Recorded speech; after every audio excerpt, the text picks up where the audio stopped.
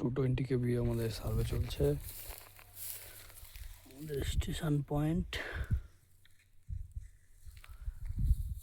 আর আমাদের machine টপকনের GM50। ফিল্ডটা প্রচণ্ড টাফ জায়গায়।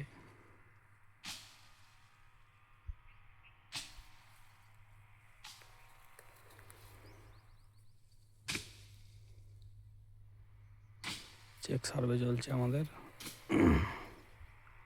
ব্যাক সাইড করা হয়ে গেছে। এখন আমাদের পয়েন্ট ছাড়তে গেছে, ফরওয়ার্ডে গেছে ওইদিকে সামনে।